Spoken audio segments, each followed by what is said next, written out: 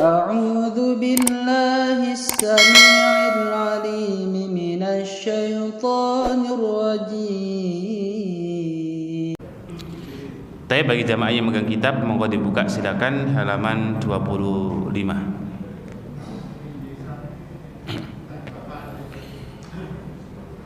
Kita masih menyambung tema besar jamaah dalam bab yang kedua ya, dalam kitab Tadhkiratus Sami wal Mutakallim fi Adabil Alim wal Muta'allim, tentang adab ulama terhadap dirinya.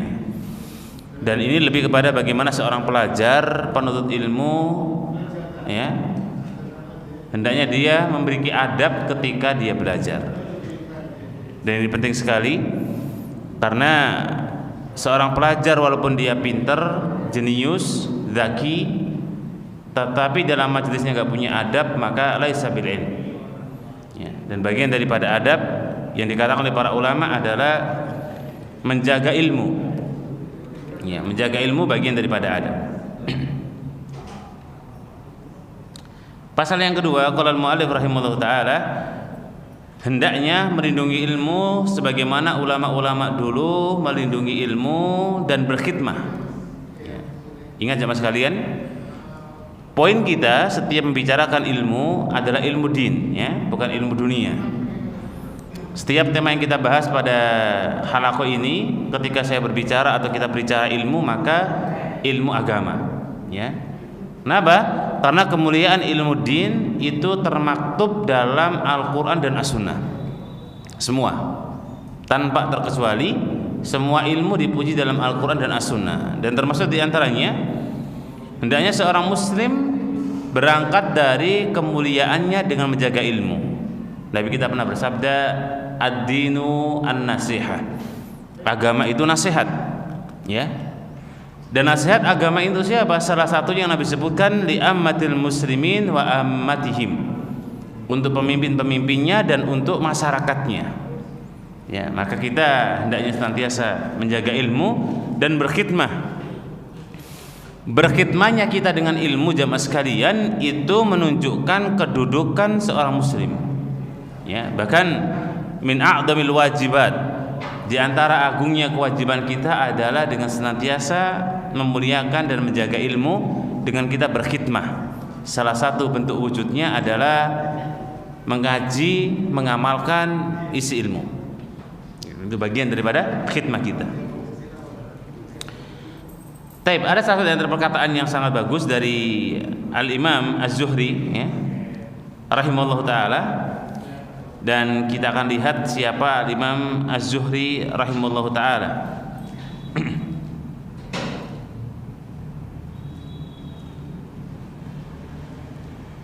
Taib, Al-Imam Az-Zuhri jamaah sekalian, kalau kita menyebut dalam beberapa muntakotnya para a'imah, jadi nama Az-Zuhri itu banyak ya, Az-Zuhri itu banyak. Tapi yang paling terkenal di antara para tabi'in adalah Al-Imam Az-Zuhri At-Tawdih. Jadi banyak di antara para ulama yang nama-namanya itu mirip, cuma viralnya, terkenalnya mungkin salah satu di antara mereka ya, termasuk di antaranya adalah kibarut tabi'in yang bernama Az-Zuhri rahimahullah ta'ala. Dalam salah satu di antara ucapannya, di mana beliau pernah mengatakan, hawanun bil ilmi ayyahmilaha alim ila baitil muta'allim. Beliau pernah mengatakan bahwa merendahkan ilmu itu adalah tindakan seorang yang berilmu mengantarkan kepada atau kepada orang yang dituju ya. Di pertemuan yang lalu kita bahas jamaah, salah satu adab santri, adab penuntut ilmu itu mendatangi ilmu, bukan ilmu yang mendatangi santri, kecuali dalam kondisi-kondisi tertentu ya. Kajian akbar, halaqah ilmu yang memang manfaatnya besar di situ, maka itu adab dan itu tidak mengapa. Tetapi hukum asal adalah al ilmu yu'ta wa la ya'ti, itu hukum asal. Ilmu itu didatangi bukan mendatangi ya. Sehingga Bapak Ibu sekalian rahimakumullah, misalnya panjenengan mau mengeleskan putra putrinya khusus dalam bab masalah agama, saya sarankan datang ke gurunya. Jangan gurunya suruh datang ke rumah jenengan. Dosa saya bayar ke ustadz, iya. Saya jamu ke ustadz, iya. Saya muliakan ustadz, iya. Saya yakin panjenengan mengundang ustadz juga tidak sembarangan. Jenengan jamu, jenengan muliakan, jenengan juga kasih ongkos, bahkan mungkin lebih. Iya, saya percaya itu. Tetapi kaidah hukum asal, al ilmu yu'ta wa la ya'ti. Ya. Kalau bisa anak kita kayak di bimbel itu loh jamaah. Ada nggak bimbel itu sudah datang ke rumah kita? Kita itu kalau mau privat kemudian anak kita pinter matematika, pinter bahasa Inggris, ya, pinter ilmu-ilmu kimia, ilmu dunia, kita yang berbondong-bondong ke tempat tersebut. Tapi ketika berbicara ilmu din, guru TPA-nya suruh ke rumah. Ini kebalik jemaah. Ya. Dulu nggak ada seperti itu.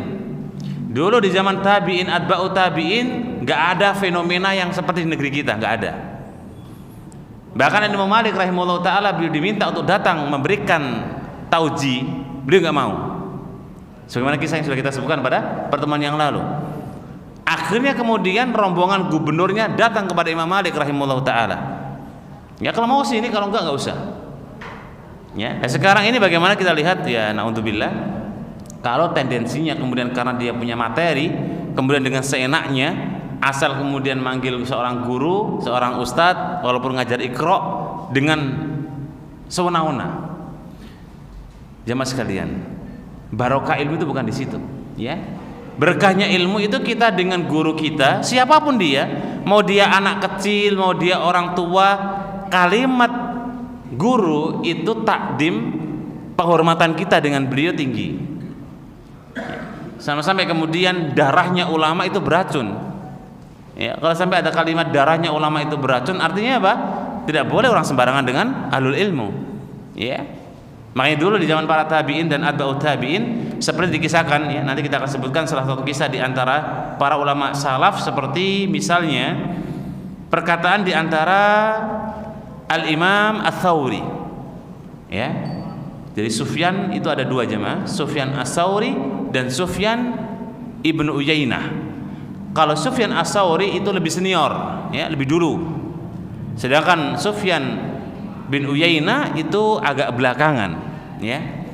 Nah, Sufyan Ats-Tsauri pernah mengatakan, beliau ketika beliau duduk dengan temannya, dan salah satu temannya yang kemudian termaktub dalam beberapa kisah yang kita nanti bisa dilihat di halaman 26 jemaah di buku panjenengan, di mana ketika itu Al-Imam Ats-Tsauri pernah datang kepada Ibrahim bin Adham.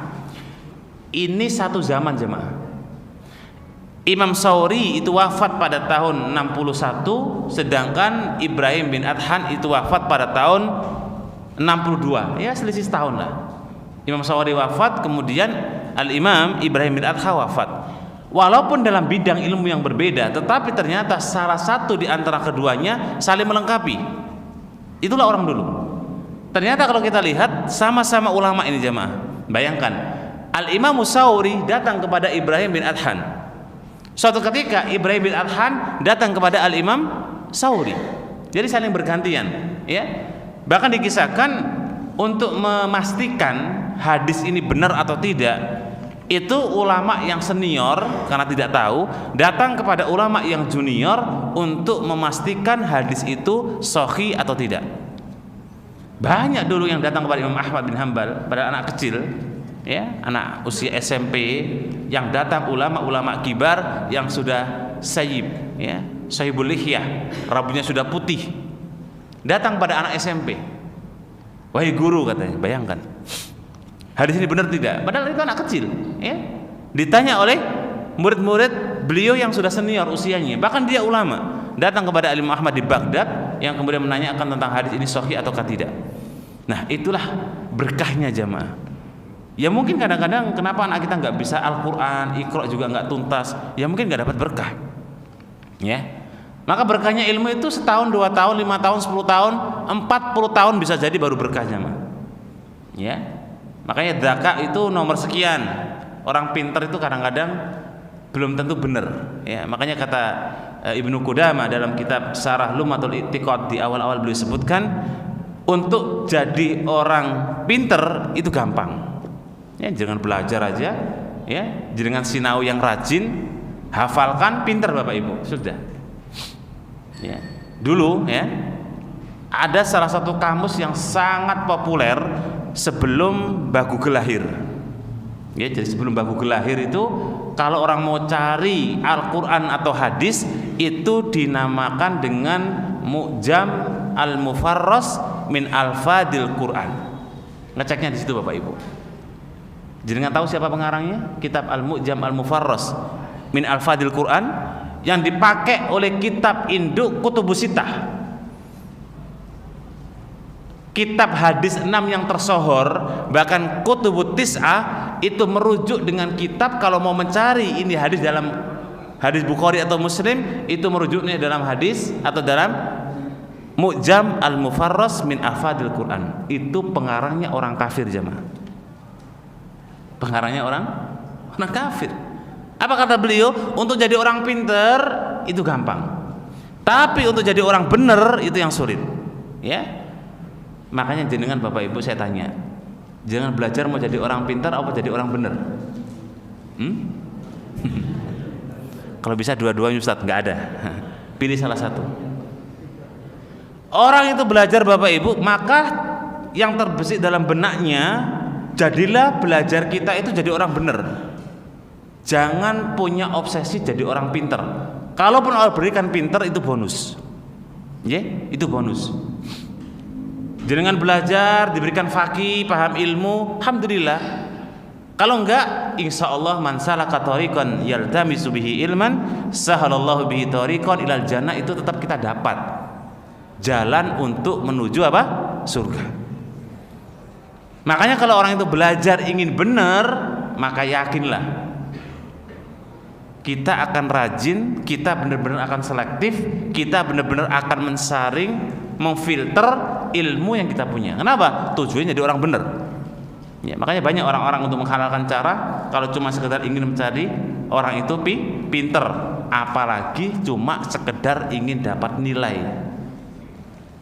Jangan dulu kalau sekolah nyontek kok, mungkin badan ada yang nyontek dulu sekolah, ngasih contekan temannya. Kita dulu sekolah Bapak Ibu karena nilainya takut jelek nyontek. Akhirnya apa? Ya mungkin nggak berkah gitu kan. Sehingga ketika hari ini kita jumpai anak-anak kita itu, Masya Allah ya, pendidikan hari ini, kisah yang mungkin barangkali bisa kita ambil hikmahnya Bapak Ibu. Ada sekolah yang bagus, ya, anaknya juga bagus. Ketika di sekolah itu kemudian guru ini, karena gurunya juga orangnya bagus-bagus semua, anaknya dapat nilai apa adanya, 6, 7, 4, 5, ditulisnya di rapot ya. Kemudian rapot ini ketika dimasuk di perguruan tinggi, standar perguruan tinggi itu menerima angka di atas 8, ya minimal 75. Kalau orang pintar kemudian dapatnya 6, 5, 4, masuk nggak Bapak Ibu? Nggak masuk. Dari rapot aja nggak masuk, betul. Gimana dia mau tes? Ya, sehingga ketika kemudian dia mau daftar dengan rapot saja tidak tembus karena nilainya di bawah rata-rata standarnya kampus tersebut. Dia jenius, dia hebat, dia pinter, madrasah sekolahnya atau mungkin pondoknya juga bagus, tapi karena kendala nilai yang kemudian karena kejujurannya ustadz-ustadznya, guru-gurunya diberikan nilai sesuai dengan apa yang dia dapat. Ini yang menjadi salah satu bumerang di negeri ini jemaah. Ya, kita itu jangan-jangan dapat nilai bagus gara-gara apa? Biar kemudian sekolahnya itu terangkat martabatnya, tapi kualitasnya Masya Allah kadang-kadang kalah dengan anak-anak yang mungkin nilainya cuma 4, 5 ketika diadu perang ujian ya. Kenapa? Karena sekarang orang itu banyak cari pinter ya, dan kadang-kadang juga nggak pinter-pinter amat. Tetapi untuk mencari benar dan soleh, inilah yang perlu kita gali. Bagaimana kemudian bagi seorang muslim hendaknya dia pahami bahwa yang namanya benar dan soleh itu untuk akhir zaman nanti menjadi mahal, walaupun sudah mulai terkikis dengan kondisi kebutuhan yang ada di negeri ini. Nah, baik. Nah, ketika berbicara perkataan Zuhri rahimahullah ta'ala, beliau menyebutkan merendahkan ilmu ya, dengan seseorang itu kemudian mengantarkan dirinya kepada muridnya. Ini artinya janganlah ya. Maka lihatlah, menjaga ilmu itu dengan salah satunya bagaimana orang yang kemudian punya ilmu itu didatangi. Cobalah tengok para kiai-kiai itu jamaah sekalian. Para kiai-kiai itu nggak ada yang mereka datang, mereka didatangi, disungkemi, ya. Dan itu adab. Makanya adab yang kita sampaikan dalam poin kedua ini, menjaga ilmu itu dengan menjaga marwah dan kemuliaan seorang yang berilmu. Ya. Bunda Aisyah itu radhiyallahu taala anha, ummul mukminin, beliau usia sekitar 15 tahun jadi ulamanya sahabat. Ya. Dan hikmahnya beliau menikah dengan Nabi yang usia masih muda, beliau masih bisa mengajari tabi'in.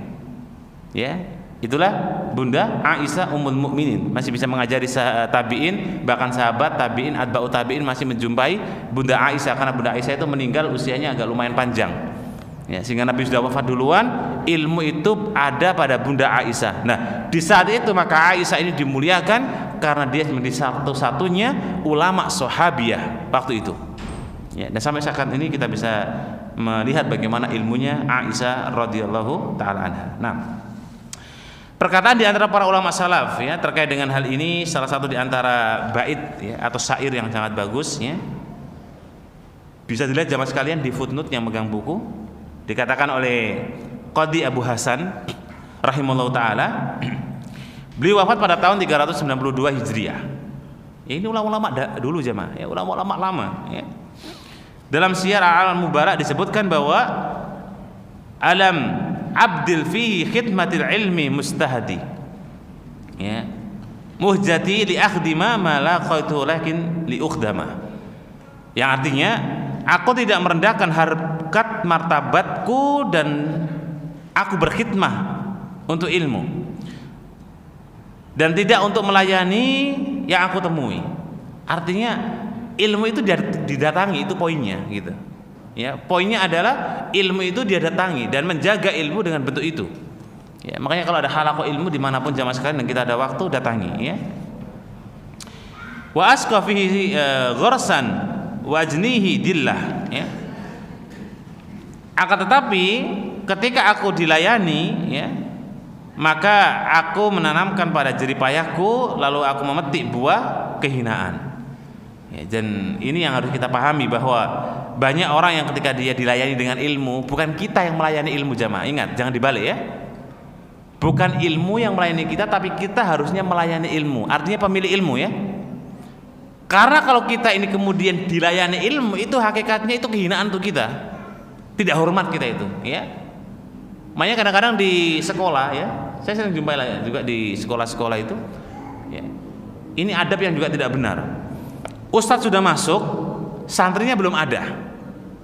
Guru sudah di kelas, muridnya nggak ada. Ini kan ajib. Bayangkan dulu Al-Imam Bukhari jamaah sekalian, beliau itu sampai malu datang 1 menit ketika gurunya sudah majelis ilmu, sampai Imam Bukhari itu di belakang tembok. Ya. Ketika gurunya Imam Bukhari mengabsen, mana Bukhari? Ternyata sembunyi di tembok, ditanya kenapa? Malu terlambat 1 menit. Malu jamaah datang. Kalau kita datang 1 jam datang aja, nggak sembunyi-sembunyi ya, duduk depan lagi. Ya. Insya Allah. Untung bukan zaman dulu ya kan. Zaman dulu itu aib. Ya. Yang ada adalah seorang santri menunggu ustadznya sampai kapan? Sampai datang. Sampai kemudian ustadznya duduk, baru kemudian kita mendengarkan.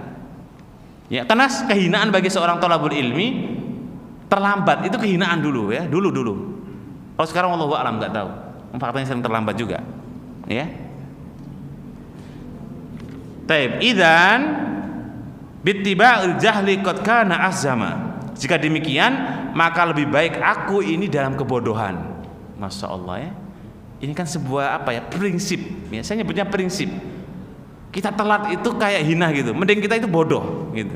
Ya walaupun nggak gitu juga gitu loh. Kadang-kadang syair itu agak berlebihan juga. Tetapi hikmahnya besar jamaah. Jangan sampai terlambat gitu. Ya. Kalau kita dalam kondisi ini, saya contohkan sederhana Bapak Ibu ya, sederhana. Orang itu kan nggak tahu ya di halaqah ilmu itu ada apa gitu. Dalam hadis Nabi disebutkan, "Man istama'a qaumun fi baitin min buyutillah yatluna kitaballah wa yatadarasuna bainahum nazalat alaihi musakinah." 1. Di halaqah ilmu itu ada rahmat Allah. Ada wa ghasyiyatuhumur rahmah. Allah berikan rahmat, wa khafathumul malaikat mengelilingi kita. Jadi ada malaikat di situ. Ya. Bukan cuma itu, fadzakarahumullahu fima inda, Allah sebutkan nama-nama orang yang halaqo ilmu. Berarti kan tempat yang sangat agung, gitu kan? Itu kalau orang terlambat memang harusnya malu kayak Imam Bukhari. Akhirnya beliau cuma diserambi, diem, duduk, nguping, dengerin gurunya. Minimal apa yang dengar dapat ilmu gitu. Nah, sekarang kan saya contohkan, misalnya jenengan diterima di pekerjaan.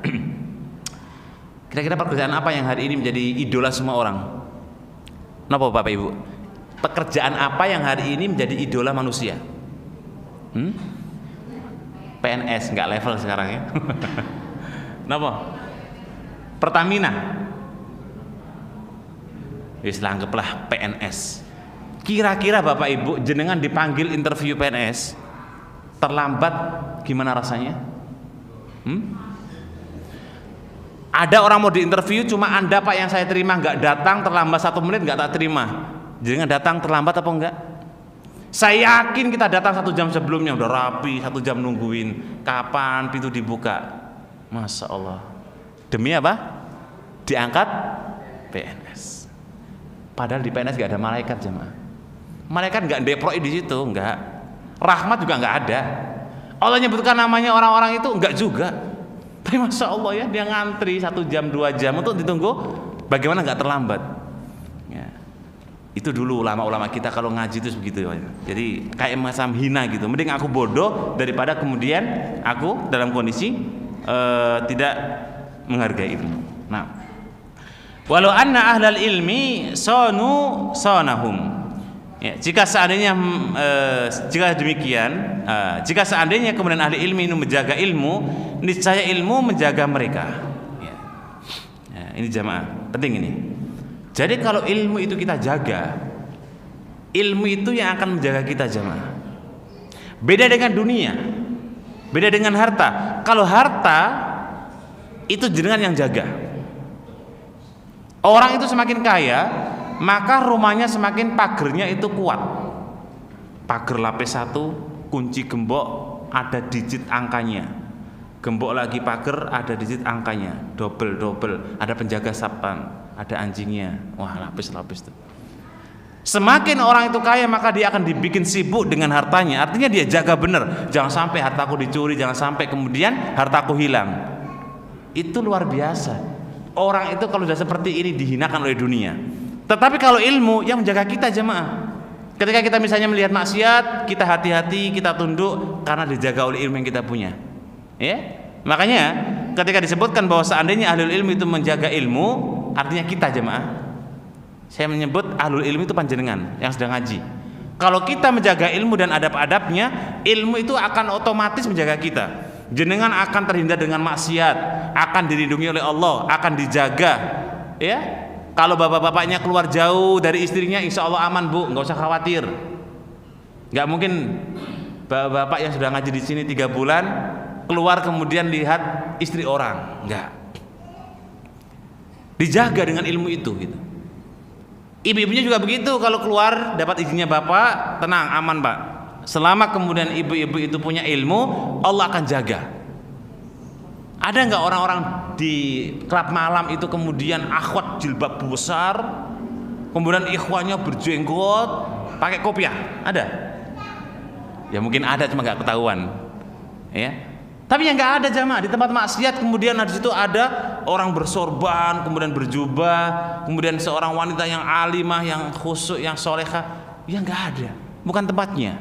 Kenapa? Karena Allah jaga dia dari maksiat, walaupun ya mungkin aja terjatuh maksiat, ya, tapi maksiat yang lain, ya. Nah, sehingga dari sini menunjukkan bahwa jika seseorang itu kemudian tidak dijaga dengan ilmu, walaupun dia sudah ngaji, maka ilmu itu tidak memberikan manfaat, ya, pada dirinya. Ini hati-hati, jangan sampai Allah berikan istidrot jamaah, ya. Jangan sampai Allah berikan apa? Istidrot. Jangan rajin ngaji, jangan rajin amal soleh, jangan rajin ibadah, jangan ngaji taat, baca Quran, amal, sedekah, infak, tapi juga maksiatnya jalan. Itu namanya istidrot. Maksiat yang disengaja, maksiat yang kita rencanakan. Karena kalau orang itu ahli taat juga ahli maksiat, ini namanya istidrot. Allah beri tapi Allah nanti akan adab di hari kiamat. Naudzubillah ya. Walau adzamuhu linnufusi la'uddima ya. Seandainya mereka memuliakan ilmu pada jiwanya, niscaya ya, iya manusia yang punya ilmu akan dimuliakan ya. Jadi kemuliaan ilmu itu ternyata kembali kepada diri kita sekalian ya. Jadi kalau kita memuliakan ilmu dengan bentuk apapun, mungkin dari ustadznya, dari materinya, dari apa lagi, dari kemudian ya semua, insyaallah taala Allah berikan kepada kita jamaah. Ingat, ta'dimul ilm, makanya banyak sekali ulama-ulama kita itu punya kitab-kitab yang judulnya, salah satunya seperti Shalih Al-Utsaimin rahimahullah taala, beliau punya kitab Ta'dimul Ilmi atau Khulasatul Ilm. Ibnu Utsaimin beliau punya kitab terkait dengan Kitabul Ilm. Kemudian Ibni Abdul Bar ya, beliau punya kitab terkait dengan Al-Bayan Fadlul Ilmi wa Ta'lim. Semua para ulama hampir mereka punya karya-karya buku tentang bagaimana belajar ilmu dan bagaimana adabnya. Nah, salah satu kitab yang kita baca karya Ibnu Jama'ah Al-Kinani rahimahullah taala, Tadhkiratus Sami' wal Mutakallim fi Adabil Alim wal Muta'allim. Ya, karena ini penting sekali. Nah, taib, namun ya, jika ada kondisi yang darurat, memang kita harus manggil ustadz. Nah, maka itu sebatas mungkin karena darurat ya, karena darurat. Jangan sampai darurat itu kemudian kita pakai ya dalam kaidah yang lain. Ingat, dalam kaidah usul jamaah, hukum yang rinci atau yang kemudian sifatnya itu khusus nggak bisa dipakai untuk umum. Ya, sesuatu yang khusus tidak bisa dipakai untuk umum. Itu kaidah. Contoh, bab masalah dalam Al-Quran sering Allah gunakan kalimat secara umum untuk laki-laki. Ketika dikhususkan untuk wanita, maka wanita khusus, laki-laki nggak boleh ya. Dan sering pemanggilan dalam Al-Quran itu dipakai ya ayyuhalladzina amanu, hai orang-orang yang beriman. Dan ingat, amanu di sini menggunakan bentuk laki-laki atau bahasa Arabnya jamak mudzakkar. Nah, ada hukum laki-laki, maka di bawahnya masuk perempuan. Tetapi kalau disebutkan hukum perempuan, belum tentu masuk hukum laki-laki. Itulah makna dari makna khusus ke makna umum ya. Nah, dalam hal ini termasuk diantaranya hukum khususnya boleh mendatangkan ustadz dalam kondisi apa? Darurat. Tapi saya tambahkan sedikit terkait dengan bab ini, menjaga ilmu jamaah sekalian.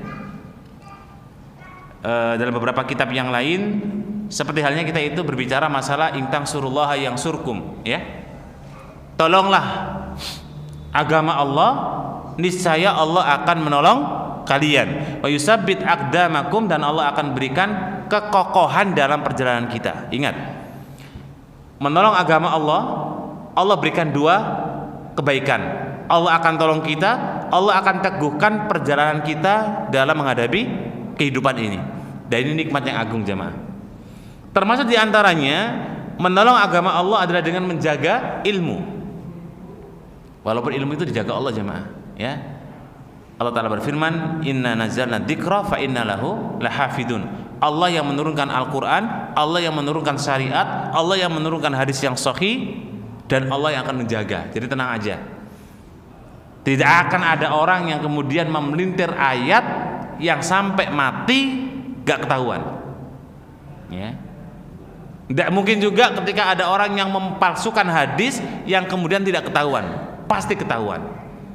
Cuma ketika tidak ketahuan di tengah-tengah kita, mungkin di tengah-tengah kita itu tidak ada orang yang kompeten dalam membedah hadis. Sehingga kadang-kadang dengan hadis doif orang beramal, dengan hadis palsu orang beramal, dengan hadis yang tidak tahu sahih dan doifnya dia amalkan. Tapi dulu di kancah para ulama hadis, semua hadis tahu ini doif, ini sahih, ini mursal, ini maudhu ya, ini hadis palsu, itu mereka tahu. Dan ingat, Al-Quran ini akan dijaga Allah Subhanahu wa Ta'ala, termasuk diantaranya ilmu ya. Sampai hari kiamat ilmu dijaga Allah Ta'ala, sehingga kita tinggal bagaimana menjaga dengan senantiasa mentaati syariat-syariat Allah Subhanahu wa Ta'ala. Taib, makna daripada intang surullah, menjaga agama Allah, adalah dengan senantiasa kita mentaati semua perintah-perintah Allah Subhanahu wa Ta'ala. Jadi bagian daripada menjaga ilmu Allah Subhanahu wa Ta'ala, karena ilmu Allah itu ada dua jemaah. ilmu Allah yang pertama adalah disebut dengan ayat-ayat kauniyah, dan yang kedua adalah ayat-ayat syar'iyah yang diistilahkan oleh As-Sa'di dalam tafsirnya disebut dengan qadariyah alamiyah. Sesuatu yang terjadi di alam semesta itu bisa kita sebut sebagai apa? Ayat-ayat kauniyah. Terjadi gempa, tsunami, ya, kemudian terjadi meletusnya Merapi dan sebagainya, itu ayat-ayat kauniyah. Lah, ayat-ayat syar'iyah ini yang penting jemaah. Ya, walaupun kauniyah juga banyak orang masuk Islam gara-gara ayat kauniyah itu banyak. Ayat-ayat syar'iyah itu adalah berbicara masalah dalil. Ya, jenengan saya yakin kalau dihadapkan dengan ayat kauniyah, rasanya kita mau mendekatkan diri kepada Allah, itu pasti. Contoh misalnya, ya di Jogja gempa gede gitu, insya Allah kita semua akan banyak ingat pada Allah gitu kan. Tapi kenapa ketika dibacakan ayat syariah kita kok agak ndablek jamaah? Kenapa? Padahal semua kajian yang di khalaqo ilmu itu semua ayat-ayat syariah. Iya enggak? Ada nggak tiba-tiba orang ustadz ngasih kajian gempa kamu bumi? Nggak ada. Nggak bisa ustadz ngasihkan gempa gitu kan. Yang dibacakan oleh ustadz adalah ayat-ayat apa? Syariah. Tapi kenapa kita lebih lalai? Karena rasa ayat-ayat syariah itu untuk yang jangka panjang jamaah. Kalau ayat-ayat kauniyah, detik ini gempa, jenengan sadar, oh terjadi gempa, masya Allah, takut dan sebagainya. Terasa hari itu juga. Tapi kalau ayat-ayat syariah untuk hari ini, hari esok, lusa, bulan depan, tahun depan, abad yang akan datang, istimror. Walaupun ayat-ayat kauniyah juga demikian, ya gempa nggak ada yang tahu, wallahu a'lam kapan terjadi, ya lusa atau besok atau tahun depan. Lah ayat-ayat syariah itu membuat orang kalau dia tidak mendapatkan tanfaulil mu'minin itu abot jemaah.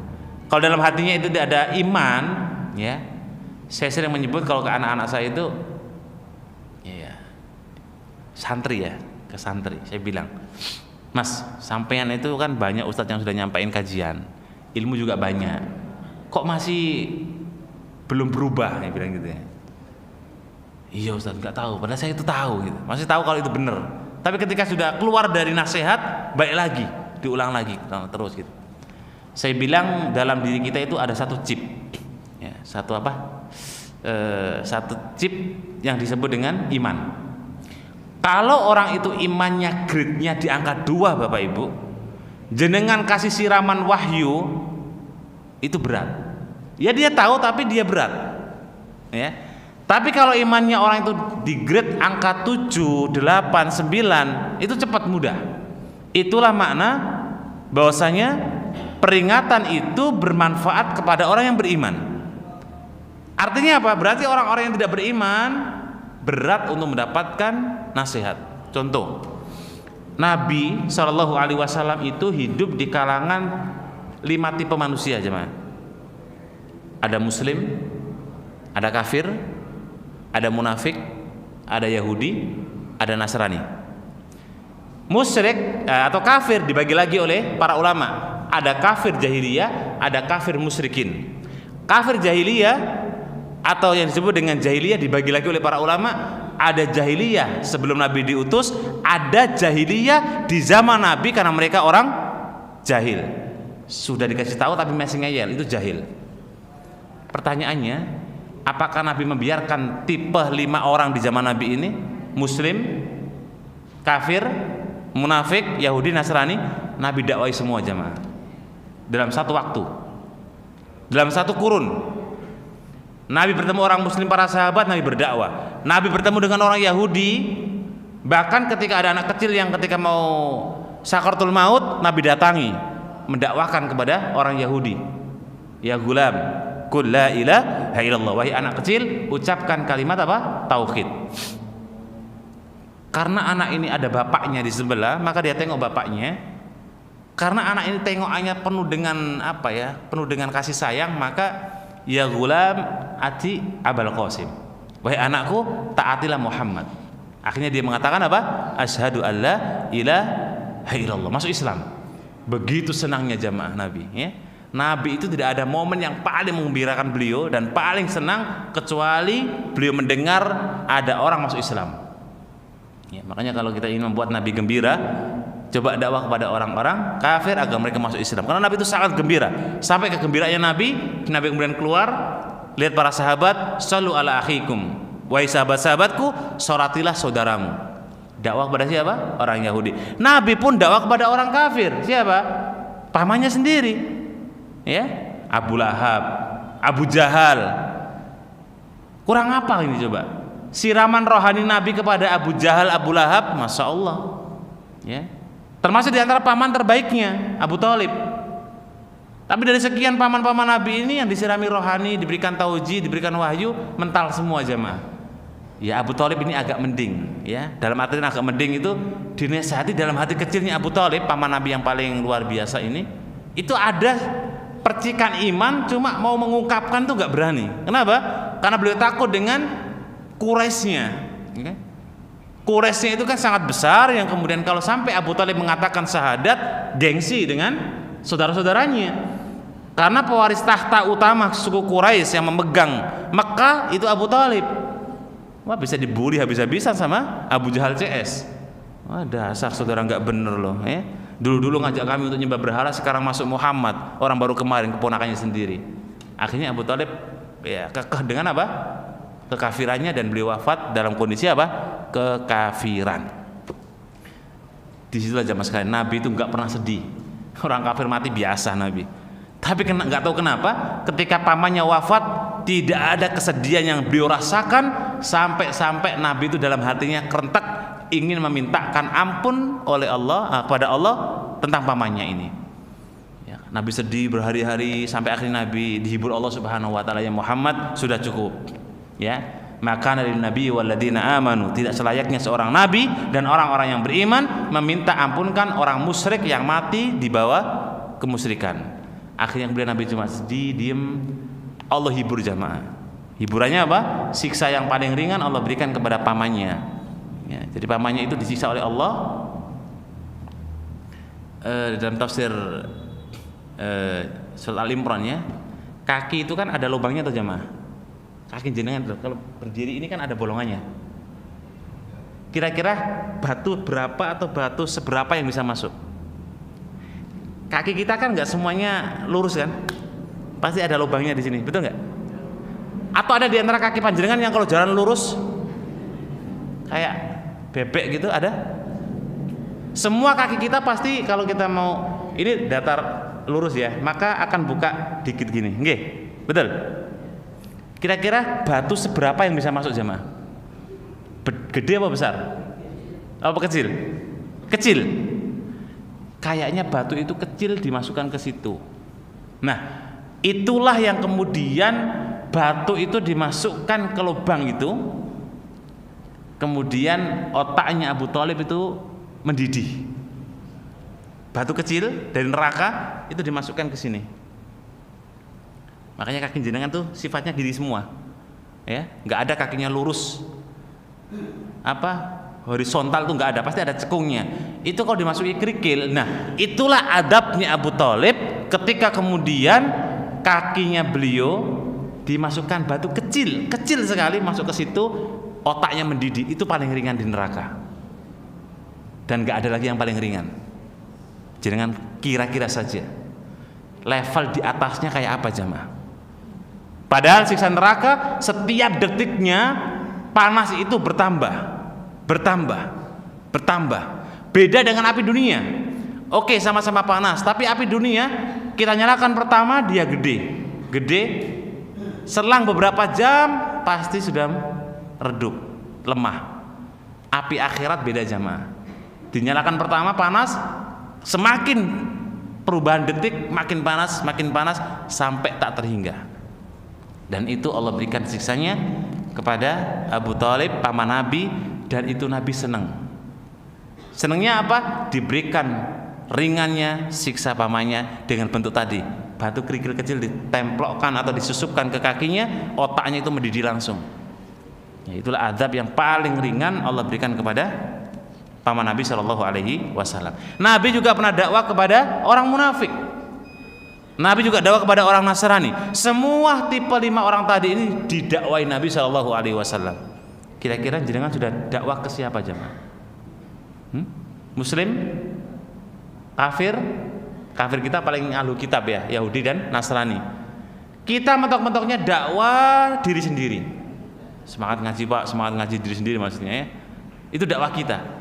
Kita kalau dihadapkan dengan 5 tipe model, ketemu dengan orang Yahudi, orang Nasrani benar-benar, dan kita berada di kampungnya orang Nasrani, Yahudi, munafik, orang kafir, berat jamaah. Ya, berat. Ya, maka beruntunglah kita berada di tengah-tengah kaum muslimin yang insyaallah taala semuanya satu visi misi ya. Dan ini yang kita harapkan, satu misi ini yang kemudian kita bersama-sama saling menguatkan satu dengan yang lain. Nah, kita selesaikan sedikit ya, halaman 26 di poin paling bawahnya. Ada kalimat Abu Ubaid datang kepada Ali bin Al-Madini ya.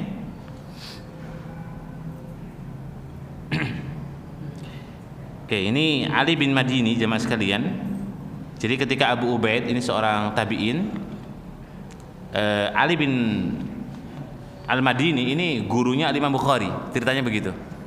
Ya, kalau Imam Bukhari itu muridnya yang bisa menulis sebuah Sahih Bukhari, kitab induk hadis yang paling sahih setelah hadis, setelah Al-Quran, maka Al-Imam Ali bin Al-Madini, maka keilmuannya pasti tidak diragukan gitu. Nah, datanglah salah satu orang kepada beliau ya, yang bernama Abu Ubaid. Ketika itu beliau datang kepada Al-Imam Ali bin Al-Madini rahimahullah ta'ala untuk mengkabarkan kepadanya tentang kosakata yang asing dalam hadis. Ini artinya di atasnya ulama itu masih ada ulama ya. Dan penjagaan ilmu di antara para ulama dulu itu seperti ini jamaah ya, talakinya itu. Bentuk talaki itu kajiannya. Kalau misalnya ada hadis yang misalnya dalam riwayat hadis itu ada yang misalnya ini adalah kalimat itu ada tambahannya atau ada pengurangannya, maka semua ulama hadis itu berkumpul kemudian saling membenarkan atau menambahkan. Dan itu sangat penting sekali untuk menjaga keabsahan sebuah riwayat. Cuma kalau kita berbicara hadis itu ya kita tinggal konsumsi gitu ya. Kita tinggal menelaah, memahami, kemudian kita membacanya, kita ngamalkan. Dulu ulama-ulama kita itu masya Allah, perjalanan 1 bulan hanya ingin mentahqiq dan mentashih, membenarkan hadis yang pernah didengar oleh orang lain yang itu salah. Itu butuh perjalanan 1 bulan. Sehingga berkahnya di situ. Walaupun cuma 1 hadis yang dibenarkan, tapi prosesnya gitu loh jemaah. Ya. Prosesnya itulah yang kemudian Allah Ta'ala berikan kepada mereka keberkahan ilmu ya. Maka kita juga sama, kalau ilmu itu ingin kita dapat dan berkah, maka prosesnya ya, mungkin yang jauh masya Allah mungkin dari Bantul pojok sana ya kesini ngaji, ya itu yang Allah akan berikan. Bagaimana manjada wajada, yang sungguh-sungguh dia akan mendapatkan. Baik. Terkait dengan tema kita jemaah sekalian rahimakumullah, yang tadi kita sebut bahwa menjaga ilmu ya. Maka poinnya adalah jagalah syariat Allah Subhanahu wa taala, insyaallah taala Allah akan jaga kita. Siapa yang menjaga ilmu, maka ilmu yang akan menjaga kita. Siapa yang kemudian dia menjaga dunia, maka dia seperti halnya menjaga kehinaan. Ya, karena sifat dunia dan sifat kemudian akhirat itu sesuatu yang bertolak belakang. Ya, kalaupun ada yang masya Allah orang itu rajin ibadahnya, juga rajin dunianya, nggak banyak. Ya, nggak banyak. Sahabat Nabi itu jamaah sekalian, yang tipe-tipe mereka itu kaya, juga kemudian soleh, termasuk kemudian jajaran sahabat Nabi yang membawakan hadis, itu nggak banyak. Ya, itu nggak banyak. Artinya apa? Kita pun juga demikian. Di saat kemudian hari ini banyak fitnah, maka ingat, fitnah itu bisa kita bisa kita kemudian kendalikan dengan ilmu. Ya. Dan salah satunya diantaranya adalah semakin kita mempelajari adab semakin banyak, maka insya Allah Taala semakin kita punya adab yang baik. Ya. Dan ingat, adab itu perlu untuk dilatih. Kata Nabi, innamal ilmu bita'allum wal hilmu bitahallum. Kalau ilmu itu dipelajari, kalau adab itu dilatih. Ya, makanya anak-anak kita TK itu Bapak Ibu, nggak ada ceritanya anak TK itu langsung dikasih matematika. 5 tambah 5 berapa, Dek? Nggak ada. Dan harusnya begitu. Harusnya anak TK sampai SD kelas 5 kalau bisa itu nggak usah kasih materi. Tanamkan aja adab, contoh, nggak usah kasih matematika. Ya, semoga jenengan jadi Menteri Pendidikan yang kemudian diganti kurikulumnya. Anak dunia main, dunia adab itu TK sampai jenjang SD. Menghafal baru nanti. Ya, menghafalnya baru nanti. Imam Nawawi itu jamaah sekalian rahimakumullah, usia beliau 13 tahun ya, atau menjelang balik itu diajak ngembala kambing sama ayahnya. Imam Nawawi rahimahullah taala diajak mengembala kambing, tujuannya apa?